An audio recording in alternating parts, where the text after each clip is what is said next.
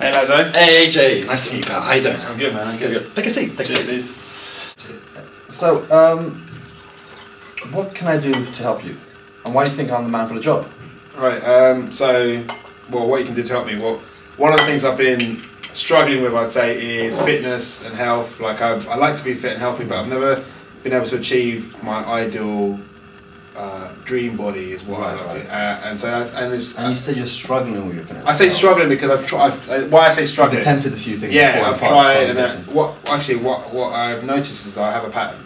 Like I'll get to a certain size, and then I'll start eating like chocolate or binge or something, and I won't exercise for a while, and then I'll like feel guilty, and I'll go into exercising again, get to a certain size, and then rinse and repeat. Right. That's interesting. So yeah, and on the flip side of that as well is like the health benefits of knowing what the right foods to eat. I'm aware of it, I just don't do it, and I find it like a complex process that I don't really understand. So having someone to lead me and show me who knows. You need an education to appreciate why you're doing certain things. Absolutely. Right. Yeah, so those are the key things, and of course like the energy and the benefits, and also the focus that I know comes from exercise is what I'm really after as well. So if I can develop that, you know, with your help and be able to go off into my life and just keep on doing that, I know my whole life will transform, you know, like in my businesses and my relationships and everything. Just one of the key things that really stuck out for me is not only are you one of the best, but the way in which you've done it, which is to compact it and make it small and simple to follow, so that it can be the exercises. I'm talking about exercise here, so I can exercise and get on with my businesses, and you know, it's not taking over my life. I don't have to start like going to the gym like for hours on end, and you know, I'm focusing on exercise. There are people out there they live religiously in the gym and they forget about areas of their life. Yeah. So it negates it, so you're not inspired to do it anymore. It's not what I want to do. It's boring for me. You know, I'm interested in living. I'm interested in going out and doing stuff. If I'm interested in also being functional. I don't wear any jewelry really because unless it's a watch, because it doesn't really do any function for me. Right. So if I'm exercising, I want it for a certain reason. Yeah, exactly. Right. Yeah. So that's how I am. And so everything I've heard about you is like exactly that. You know, exercising is to drive your life forward and to do businesses and take to that next level. Yeah, so for me, like if I can exercise and get that focus in, you know, really transform not just my body but my mind and my focus to take my businesses and my life to the next level. And I'm in my life in general. You know, we're only here for a short amount of time, and I want to make the most of my life. But great experiences. Exactly, and I find that my focus isn't always there. So there's that kind of what's the word? It's incongruent, right? And I think this is the exercise part is what's missing, which is really going to give me the energy and the focus and the drive to take my life there. What I do prescribe for my clients and myself, because I completely appreciate what people in this world live in. Yeah. You can't, it's like one of those guys who are always meditating and then living in a temple somewhere. It doesn't actually work for most people, trying to find that alignment. Just like the guy who trains in the gym all the time. It doesn't work because you miss out everything else in life. There's two parts to it. That's time and energy. That's what you really have, is time and energy. My workouts and my training system is a very short period of time to create the right stimulus and not to annihilate the body, so you can respond to make change happen. At the same time, you're looking for energy. Well, your body is an energy making machine. So we're going to try to rearrange that circuitry so you have much more abundant amount of energy to fulfill whatever that is you're fulfilling it as a purpose. And actually be more present into that experience, because now the body's actually doing the talking as well as the mind. You've got the two things going on. If you think about the whole body in its entirety, you are just a set of biochemical reactions. So you're changing or rearranging your biochemistry will give you a different output in terms of your behavior, because you're looking for a behavior change when it comes to focus. And focus is defined as DHEA. That gives you that cool, calm focus. So like, I'm going to sit here and do the work to create that serotonin. Now, we're not going to go into the complex of each chemicals, but just like testosterone, it's a drive to make you do things. And the act of training actually facilitates those chemicals to be produced more often than not. So that point is not about positive thinking, it's about positive feelings that your body's secreting on a regular basis for a good share of time of the week. Hence, productivity. That's what you're looking for, productivity while you're enjoying the moment, right? So my training is all based on hormonal re-management and balance. So we'll change the whole thing as a man and what man's supposed to be, right?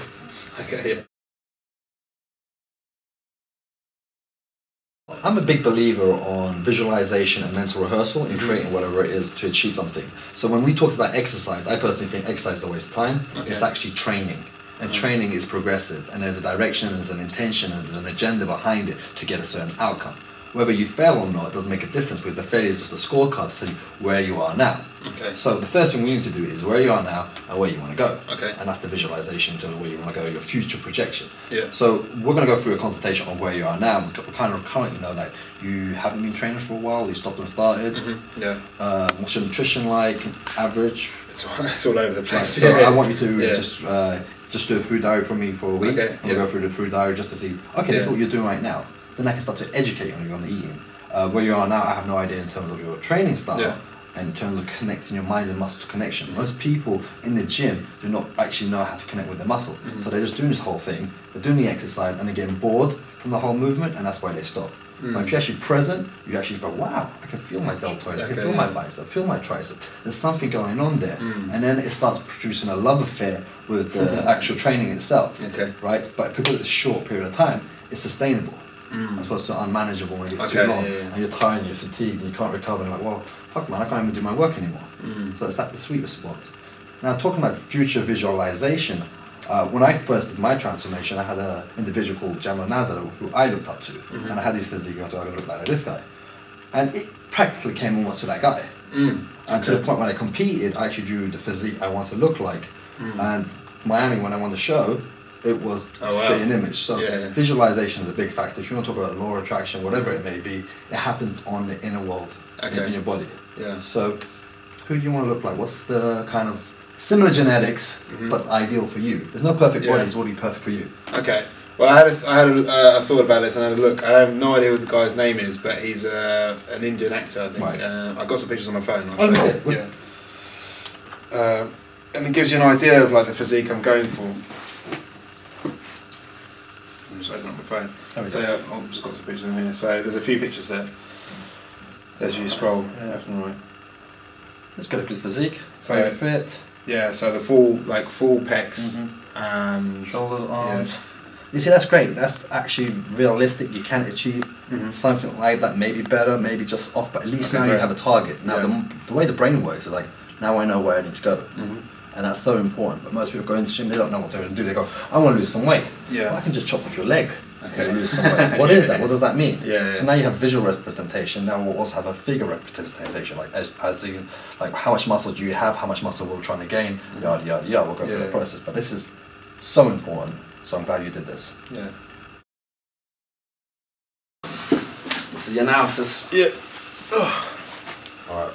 So my little frog belly I was pointing out earlier. Frog belly, right? Yeah. There's a little poo. If I let it out slightly, my long arms. So you know, naturally you've got a good frame to actually build a good physique and you've got a good height, so you have an advantage over it. There is a slight cap on your shoulder, so that can actually be improved a lot more. Meaning, like some people's shoulders are quite flat, like this, so it takes a longer time to build that shoulder. So there are some advantages there. This is what we need to get rid of, these puppy handles or love handles. I don't know why they're called love handles. No one ever uses for love. Turn around. Let's turn around. Right. You have worked out before. You can see there is some element of muscle mass on you, but there's. I haven't worked out for a good 2 months. Yeah, 2 months, right? Yeah. Looking at your physique here, the key here is creating, like bodybuilding in its essence or body resculpting is illusion creation, right? So it's with creating an illusion that your shoulders are capped, wider on here and smaller here. So that creates the V-shaped that people naturally find more attractive and it actually looks like a gymnast or an athlete, so forth. So that's what we're going to try to create. Now, there is some depth on you, but we're going to create a bigger depth around your chest and your back area. Obviously, the midsection is just basically a KFC family pack, so we're going to shift it down to I don't know, a 6-pack, an 8-pack, whatever that's underneath there. There's no real science to getting how many packs. It's just whatever your genetics is built up. But what we're going to do is create the best abs that you have in a 12-week period. Right? Again, you're removing all this fat, and fat is just a long-term energy storage, and it creates toxins. It actually slows you down. So this is tons of health benefits in terms of the reshaping and restructuring. Having said that, you've got good length in your arms, so we're going to build up your bicep, build up the guns, the shoulders. There is a good shape to you. Yeah, man, it's going to be awesome. It's going to be fucking awesome. Yeah. Cheers. Cool, man. The deeper the cuts we build, even though you might not look necessarily that much bigger in clothes, depending on what you want to wear, but then you can use clothes as a tool in terms of what kind of reaction you want people to have. But just having like deeper cuts, when you do take your clothes off, like, wow, what is that? And it makes you look a lot bigger than you actually are. So again, it just changes the whole look. So it's always quite interesting when people's reactions when you see afterwards. Quick sneak peek. Before and after. Hey, how you doing? How's life as being a massive, muscular guy now? Oh, good to hear. Yeah, I have no idea how I ever got there, and I look forward to it.